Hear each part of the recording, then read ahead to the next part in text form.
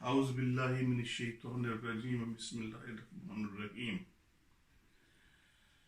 قال اللہ تبارک و تعالی فی القرآن المجید والفرقان الحمید الف لام میم ذالک الکتاب لا ریب فیہ ھدی للمتقین صدق اللہ العظیم وصدق رسولہ النبی الکریم ان اللہ وملائکتہ یصلون علی النبی یا ایھا الذین آمنوا صلوا علیہ وسلموا تسلیما اللہم صلی علی سیدنا مولانا محمد واصحاب سیدنا و مولانا محمد بارک وسلم وصلی علیہ جزا اللہ عنا محمد و اہلہ۔ میرے بہت ہی ناظرین اکرام، سامعین اکرام، السلام علیکم ورحمۃ اللہ وبرکاتہ۔ اللہ رب العزت نے ہمیں ایک ہدایت کی کتاب عطا فرمائی جو ہمارے نبی مکرم نور مجسم سرور کائنات صلی اللہ تعالی علیہ وآلہ وسلم کی وساطت سے ہم تک پہنچی، جس میں ایک ایک لفظ نور ہے، ایک ایک لفظ منفرد ہے، اور اس جیسا الفاظ، لفظ، حرف کوئی دنیا میں بنا سکتا ہی نہیں، کیونکہ اس کی اہمیت بطور مسلمان ہم کو اتنی ہے کہ اس جیسا کچھ بھی نہیں۔ حالانکہ ہم الف اردو میں الف بے پے تے سے لکھتے ہیں، عربی میں الف با تا سا، لیکن کیونکہ یہ حروف تہجی ہے، اس کے ہمیں کچھ افادیت ہے، یہ ہمیں کہاں سے کہاں تک لے جاتے ہیں۔ اللہ رب العزت نے قرآن پاک میں ایک ایک لفظ جو لکھا، جو بھیجا، اس کا ثواب اتنا زیادہ ہے کہ آپ ایک لفظ پڑھیں گے اس کو آپ کو 10 نیکیوں کا ثواب ملے گا، الحمدللہ۔ اب جیسے الف لام میم، قرآن پاک میں یہ 29 سورتوں کے شروع میں آیا ہے۔ ان کے بارے میں سب قوی قول یہی ہے کہ یہ حروف اللہ تعالی کے راز ہیں، ان کی مراد اللہ تعالی ہی جانتا ہے، اور ہم ان کے حق پر ایمان رکھتے ہیں اور ایمان لاتے ہیں۔ یہاں یہ بات ذہن نشین بھی کر لیں کہ اللہ تبارک تعالیٰ نے اپنے حبیب سرور کائنات صلی اللہ تعالیٰ علیہ وآلہ وسلم کو بھی ان حروف کا علم عطا فرمایا، یعنی ان جیسے حروف کا مطلب اللہ اور اللہ کا حبیب صلی اللہ تعالی علیہ وآلہ وسلم ہی جانتے ہیں، اور ہمارا اس پر ایمان ہے، اور یہ ایک راز ہے، اس میں کوئی شک نہیں کہ یہ ایک بلند رتبہ کتاب یعنی قرآن پاک ہے، یعنی ہائر رینک والی کتاب ہے، جو کہ صراط مستقیم پر لے کے جاتی ہے اور انسان کو نیکی کا، ہدایت کا راستہ بتاتی ہے۔ اس میں اللہ رب العزت نے تمام چیزیں بیان فرما دی ہیں کہ کون سے راستے سے چلو گے تو تم جنت کے راستے میں جاؤ گے، اور کون سے راستے میں چلو گے تو تم جہنم کے راستے میں جاؤ گے، یعنی تمہاری بھلائی کے راستے بھی موجود ہیں اور تمہاری آزمائش کے، سختیوں کے، سزاؤں کے راستے بھی موجود ہیں۔ اب بطور انسان ہمیں فیصلہ کرنا ہے کہ اس کتاب کو پڑھ کر، سن کر، عمل کر ہم نے کس راستے پر چلنا ہے،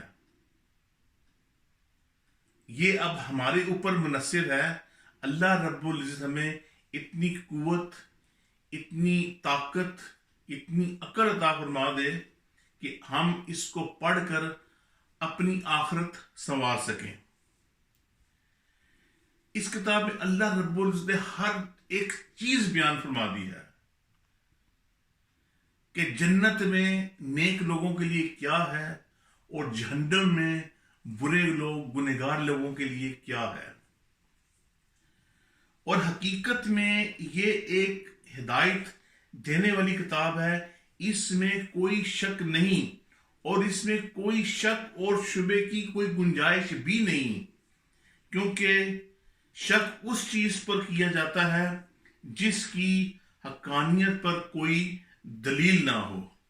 جبکہ قرآن پاک اپنی حقانیت کی ایسی واضح اور مضبوط دلیلیں رکھتا ہے۔ یہ کتاب حق ہے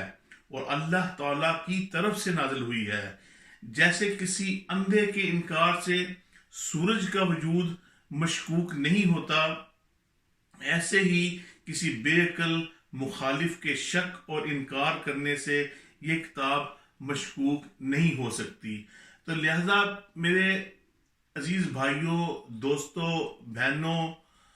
ہم کو اس کتاب سے بھرپور فائدہ اٹھانا چاہیے، کیونکہ یہ کتاب الحمدللہ سے لے کے ناز تک اس میں ہر ایک مواد موجود ہے۔ یہاں تک کہ اس کتاب سے جو نان مسلمز ہیں انہوں نے اتنے فائدے اٹھائے اور وہ ابھی تک تحقیقات کر رہے ہیں، اور ایک ایک چیز کا مطلب اور معنی نکالتے ہیں، اور ان کی آنکھیں کھلی کی کھلی رہ جاتی ہیں کہ واقعی جو کچھ ہو رہا ہے یا جو کچھ آنے والا ہے وہ اس کتاب میں موجود ہے۔ یہ وہ کتاب ہے جو حقیقت پر مبنی ہے، اس میں کوئی شک و شبے کی گنجائش نہیں ہے۔ بڑے بڑے سائنٹسٹ، بڑے بڑے اسکالر وہ اس چیز سے فائدہ اٹھا چکے ہیں اور مان چکے ہیں کہ جو چیز اس میں موجود ہے 1400 سال، اب تو 1450 سال ہو گئے، اس وقت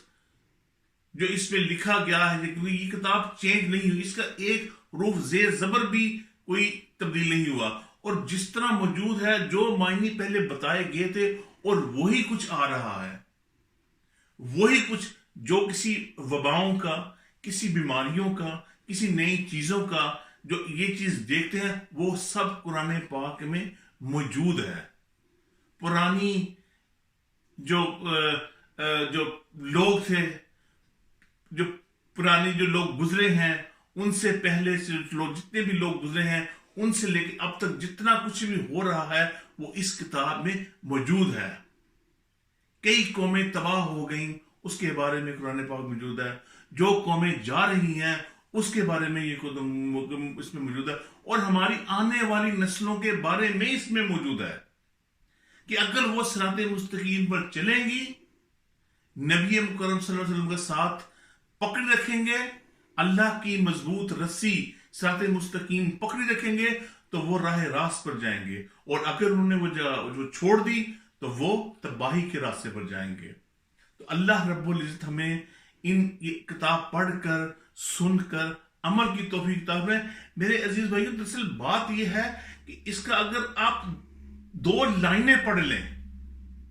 صرف 2 لائنیں پڑھ لیں، تو پڑھ کے اس کو ذہن نشین کر لیں اور اس کی تفسیر اور ترجمہ غور سے پڑھ لیں، تو آپ کو ایک ایک حرف کا پتہ چل جائے گا۔ جب امام صاحب کوئی تلاوت سناتے ہیں تو ہمیں اس چیز کا علم ہو جائے گا کہ وہ کیا فرما رہے ہیں۔ ایسا تو نہیں ہوتا، تو ایسے ہی نہیں کہ ہم نماز پڑھی تو ہم بالکل چلے جاتے ہیں، بس کوئی سمجھ نہیں کہ امام صاحب نے کیا فرمایا ہے، ہمیں کس چیز کا اشارہ کیا ہے۔ جو اللہ رب العزت نے اس کتاب میں لکھا ہے اور امام صاحب ہمیں پڑھ کے سنا رہے ہیں، اسی لیے جب ہم امام صاحب کے پیچھے نماز پڑھتے ہیں تو خاموش ہوتے ہیں۔ وہ اس لیے خاموش ہوتے ہیں کہ وہ امام صاحب تلاوت فرما رہے ہیں اور وہ ہم سمجھیں وہ کیا فرما رہے ہیں، وہ ہمیں کیا بتا رہے ہیں، وہ ہمیں کس چیز کی نشاندہی کر رہے ہیں. اگر ہمیں ٹھیک ہے اس وقت ہمیں ترجمہ نہیں آتا، لیکن وہ جب امام صاحب نے وہ چیز پڑھی تو آپ ان سے پوچھ رہے ہیں کہ یہ حضور جی بتا دیجئے کہ آپ یہ کون سے پارے میں کون سی آیت ہے، تو آپ بیٹھ کے آرام سے اس آیت کو، اس سورت کو، اس کا ملاحظہ فرمائیں اور اس کی تفسیر دیکھیں. کم از کم اردو میں تو آپ کو پتہ چل ہی جائے گا نا. ٹھیک ہے، یہ عربی ہماری زبان نہیں ہے، اگر ہم کوشش کریں گے تو انشاءاللہ عز و جل وہ بھی سیکھ سکتے ہیں. اردو ہماری زبان ہے، اس کی ٹرانسلیشن اب تو ہر زبان میں ہو چکی ہے، تو اردو میں پڑھ لیں، انگلش میں پڑھ لیں، کم از کم اس کی ٹرانسلیشن کا تو ہمیں علم ہو جائے گا کہ امام صاحب نے کس چیز کی طرف اشارہ کیا ہے. اللہ رب العزت ہمیں سن کر عمل کی توفیق عطا فرمائے. آمین بجاہ النبی الامین صلی اللہ تعالی علیہ وآلہ وسلم. صلو علی الحبیب صلی اللہ تعالی علی محمد صلی اللہ علیہ وآلہ وسلم.